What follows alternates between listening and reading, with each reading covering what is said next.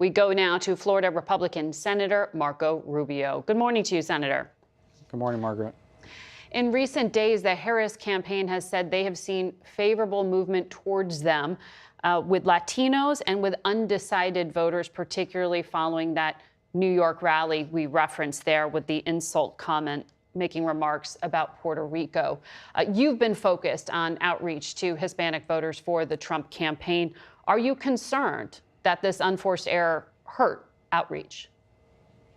Well, there was no unforced error. I mean, a comedian made a joke and it was tasteless, but it wasn't Trump that said it. It wasn't, this guy's not going to be in his cabinet. I mean, this comedian's not going to be a member of his government. He's certainly not running for anything. It was a comedian who tells tasteless jokes all the time. I encourage everyone to, well, I guess watch segments of the Tom Brady roast and you'll see the kind of jokes he tells. He's an insult comic. Look, there's no at new a Trump outreach rally. To. Yeah, I mean, I don't know. He spoke 2 hours before Trump. Well, again, I think what's more relevant, if you want to say, okay, so if it had to be done in hindsight, the guy probably doesn't get invited, okay? Especially with a joke like that. But I think more relevant is the fact that the sitting president of the United States said out loud what most people in the Democratic Party and hierarchy believe, and that is that anyone who votes for Donald Trump is garbage, is a racist, is a hater, is a Nazi, as the vice president candidate of theirs has accused anyone who attended the Madison Square Garden rally. MSNBC was running images of Nazi rallies from Germany side by side with images from Madison Square Garden a week ago. So there, you asked me, why are they so confident? If you're so confident about victory, the way that the Harris people say they are, then why would you be out there attacking, not Donald Trump, attacking anyone who's thinking about voting for him by labeling them as, if you vote for Donald Trump, you're this evil, horrible human being? That doesn't seem to me like the actions of a confident campaign. It seems to me like the actions of a scared one. Well, I was speaking specifically about that outreach that you've been doing to Hispanic voters. It sounds like you think this is a negligible, but let me ask you about women voters, because we're seeing in our data that the Trump campaign may have an issue there. Here's what former Trump administration UN Ambassador Nikki Haley said this past week about that Madison Square Garden rally. This bromance and this masculinity stuff, I mean, it borders on edgy to the point that it's going to make women uncomfortable. You know, you've got affiliated PACs that are doing commercials about calling Kamala the C word, or you had speakers at Madison Square Gardens, you know, referring to her and her pimps. That is not the way to win women. Do you share the former governor's concerns that this is a vulnerability? Well, first of all, I want to point out, and no one talks about this, Kamala Harris is a bigger problem among men than Donald Trump does among women. Are there women that are going to vote for Kamala Harris? Of course. Are there women that don't like Donald Trump? Of course. Are there women that are going to support Donald Trump? Yes, there are, a lot of them. And I think you'll see that bear out on Election Day.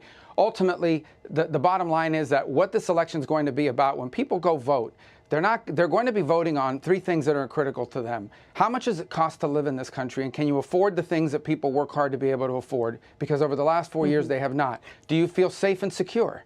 And the answer is no. People do not feel safe and secure when you have dangerous criminal elements entering this country across the open border that Kamala Harris allowed. And number 3 is, how close is this country to being dragged into some sort of global conflict? We now have troops from North Korea side by side with Russians on the ground in Ukraine. We're edging closer every single month to some broader global conflict that could involve the United States. And guess who's going to have to go fight in those wars? The sons and the daughters and the children of the people who are going to decide this election, and that includes over half the country, which is women voters. That's what's going to be on people's mind, and that's what should be on their mind, because that's what's at stake in this election.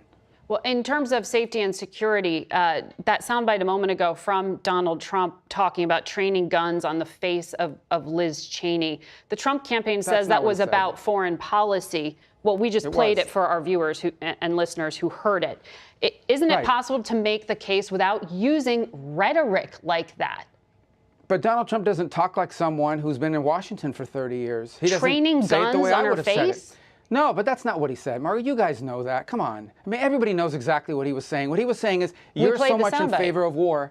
Yeah, you played a piece of the soundbite, because in another piece of it, he said he would give her a gun to go stand in conflict as well. You don't normally give a gun to someone that's going to be facing a firing squad, which is what much of the media made it sound like. The point he was making is not a new point. It is a point that has been made by people in both parties for decades, and that is, you're all for war, and it's easy to be for war when you're in some fancy building and you're safe and sound in Washington, D.C., Let's see how much you are for war when you yourself get deployed into combat. That's the point that he was making. That he uses language that maybe is not what we typically hear from someone that works at a think tank. Oh, fine. But I think it's truly not just unfair, it's egregious to see that reported the way that it was, along with other things that are out there. I've never seen such a concerted effort. Look, I've always believed there's bias because no one's unbiased, but I've never seen such a concerted effort like what I've seen, especially in the last 2 weeks, among multiple media outlets in this country to, in some cases, breathlessly distort and lie about what's being said and to create and manufacture these gotcha moments against Donald Trump. I've never seen it before. It's over the top. Senator, you are the ranking member on the Senate Intelligence Committee. You also know that former Commander-in-Chief is not just some guy off the street, and words matter. U.S. intelligence has specifically warned about the risk of political violence in this country. Some of it stoked by foreign adversaries, Iran trying to do that, Russia trying to do that in the days after the election.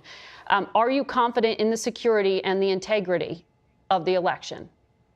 Well, I'm confident in the security and integrity of the elections, and especially because we have strong systems across this country. It's spread across 50 states. That doesn't mean there aren't going to be problems. We saw problems earlier in the week in Pennsylvania, and they were resolved by a court where people were not being allowed in one county from accessing their on-demand mail ballot at the spot. There are going to be issues like that. They're being confronted at the front end, and those things are being looked at. Look, in the state of Michigan, we know now, and this is not me making it up, I can't believe it hasn't received more coverage, a Chinese national registered to vote and voted. And now he's being charged for doing that, but guess what? His ballot's going to count. We know at least one non-citizen's ballot is going to count in Michigan because they don't know which ballot is and they can't retrieve it. These are facts. Yeah. Now, whether that's widespread or not, I hope not, but these are things that are happening and they need to be watched at. As far as foreign adversaries, sure. I mean, Iran wants to kill Donald Trump. Iran, this has been fully documented. They are trying to kill Donald Trump. You talk about violent rhetoric. He's the only candidate in this race, and not because I wish this on anybody else, who's had not one but 2 assassination attempts against his life. Right. So, of course, we're all concerned about it. Right. In terms of the case you talked about in Michigan, we have tracked that. The Secretary of State of that state has actually brought charges, has made that public. That individual may actually be deported. May actually be deported because there are laws in this country that punish people when they are illegal and they try to vote in federal elections. That 19-year-old is going to face some consequences. He is, and he's going to, but his vote still counts. His vote will still be counted.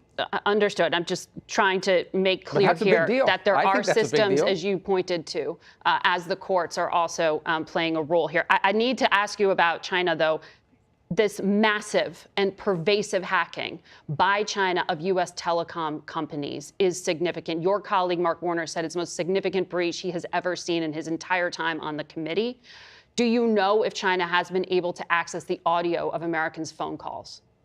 Well, I'm not going to comment on what they access, but I agree with Mark Warner's statement. It is an egregious, outrageous, and dangerous breach of our telecommunications systems across multiple companies. I'll leave it at that. I think as time goes on, we're going to learn more about it. Some of it will be made public. I think there's more that's still being gathered. It's a very serious situation that we face, and I think one that is quite threatening, maybe not directly to the election per se, but certainly to the national security of our country moving forward. It's a vulnerability that no one imagined or anticipated, but here it is.